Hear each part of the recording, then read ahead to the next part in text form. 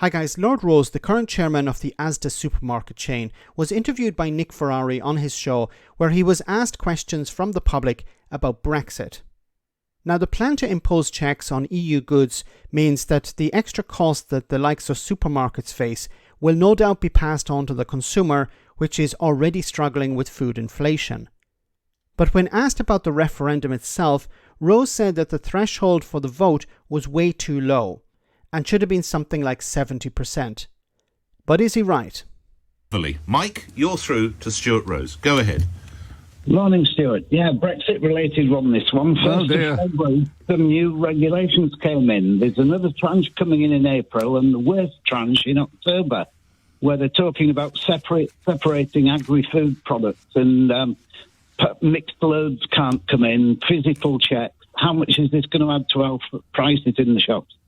Well, it's not going to let the prices go down, Mike, that's for certain. I mean, it is an unnecessary extra burden, and beware what you wish for. We voted for it 8 years ago, remind yourself. And these are some of the things that we are now, having to deal with on the other side.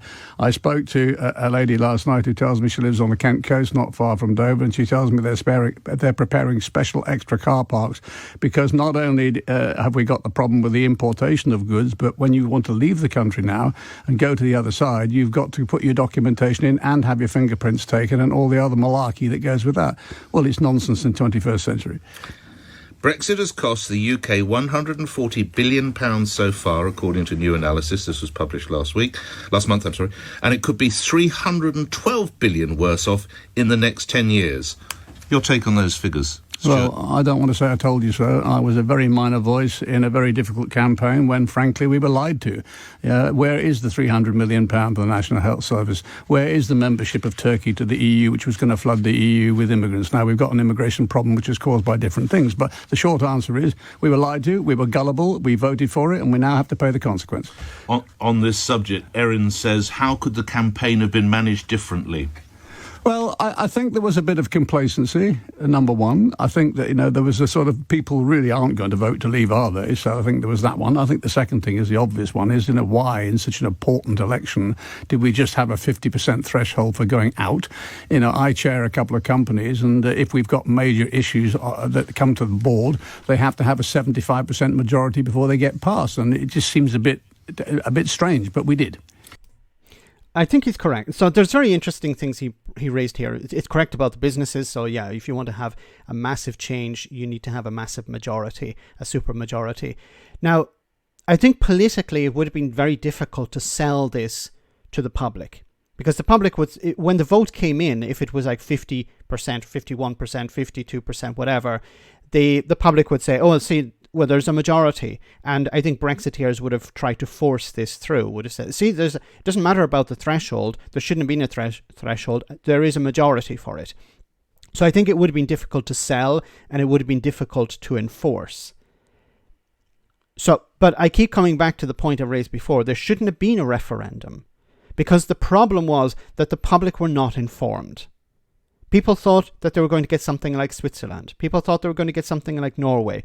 They were told that nobody's talking about leaving the single market. So people thought that leaving the EU would not mean leaving the single market. People thought leaving the EU would mean leaving the single market. So somebody was being lied to. And then, of course, people were not informed in the way that there should have been in, for example, if you look at countries like Switzerland. When there's a referendum, a commission sends out information to the public as unbiased as possible, describing what will happen if you vote a particular way. So if the UK left, these are the consequences of leaving the European Union, leaving the single market or whatever.